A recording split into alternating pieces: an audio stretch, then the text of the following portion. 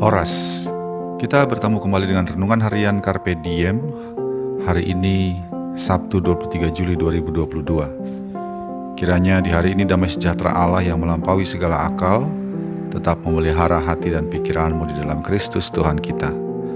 Marilah kita memulai renungan firman Tuhan hari ini dengan menyanyikan buku Wende nomor 645, baitnya yang pertama dan kedua.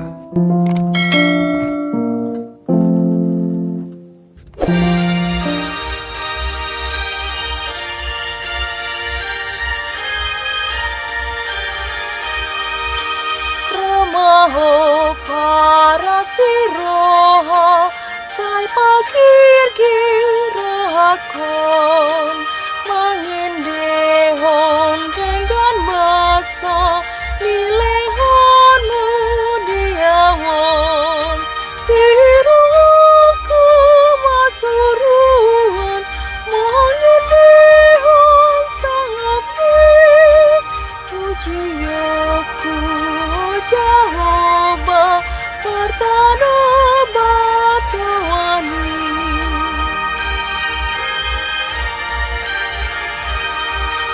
nama luar tandiki Allah gogani pasrohaku penganonmu dirikan tusuryoi Yesus lalui au atitung nalilua nadihoko pudawau nama main mangulua.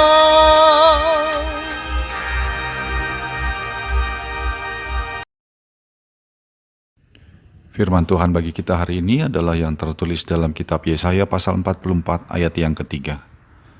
Sebab aku akan mencurahkan air ke atas tanah yang haus dan hujan lebat ke atas tempat yang kering. Aku akan mencurahkan rohku ke atas keturunanmu dan berkatku ke atas anak cucumu. Demikianlah firman Tuhan. Keberadaan sinar pada suatu tempat akan membuat tempat tersebut menjadi terang benderang. Keberadaan air dalam suatu wilayah membuat wilayah tersebut menjadi subur. Demikianlah keberadaan Tuhan dalam kehidupan umat atau pribadi akan membuat hidupnya menjadi berdamai sejahtera dan dipulihkan. Itulah yang dijanjikan Allah kepada umat Israel, bahwa Allah akan mencurahkan rohnya kepada mereka dan sekaligus mencurahkan berkatnya kepada anak cucu mereka. Pencurahan roh itu ibarat tercurahnya air ke tanah yang haus dan tercurahnya hujan yang lebat ke atas tanah yang kering. Pencurahan roh Allah kepada umatnya akan memulihkan keadaan umat dari seperti bangsa yang menderita dan sengsara menjadi bangsa yang bersejahtera dan berlimpah berkat. Tercurahnya roh bagi umat membuat umat menjadi bangsa yang punya martabat dan harga diri lagi di antara bangsa-bangsa lain. Dan mereka akan dengan bangga mengatakan bahwa mereka adalah milik Allah dan keturunan Yakub. Sahabat Carpe Diem yang dikasihi Tuhan, segala persoalan dan tekanan hidup dapat membuat kita berada pada situasi yang sulit dan berbeban berat. Acap kali juga persoalan itu tidak mudah untuk diselesaikan, bahkan seperti tak ada jalan keluar, padahal sudah berlangsung lama. Karenanya hidup tampak sulit untuk dijalani, dan akibatnya kita kehilangan semangat, bahkan dapat membuat kita kehilangan harapan dan kemampuan untuk bertahan.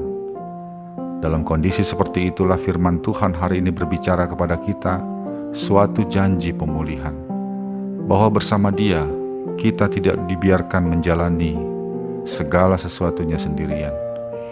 Ketika Ia memberikan rohnya bagi kita, maka terjadi pemulihan dalam hidup kita.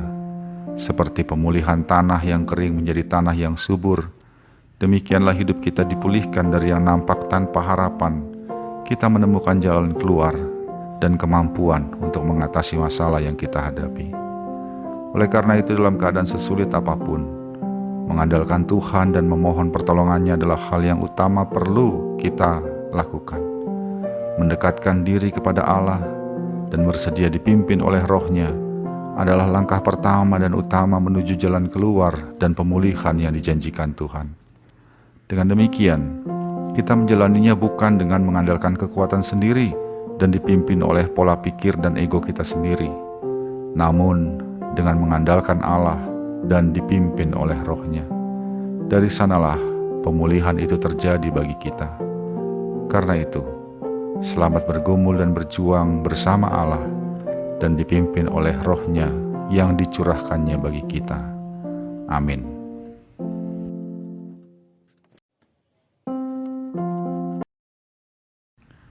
Marilah kita berdoa. Ya Allah Bapa kami, curahkanlah kepada kami Roh Kudus-Mu, dan biarlah kami hidup dipimpin oleh Roh-Mu, sehingga pemulihan-Mu terjadi bagi kami, dan kami dimampukan untuk menghadapi segala persoalan dan kesulitan hidup, oleh karena pimpinan Roh-Mu dan harapan yang Kau curahkan bagi kami. Dalam Yesus Kristus kami berdoa. Amin. Kasih karunia dari Tuhan kita Yesus Kristus, anugerah dari Allah Bapa kita, dalam persekutuan dengan Roh Kudus, kiranya menyertai engkau sekarang dan selamanya. Amin.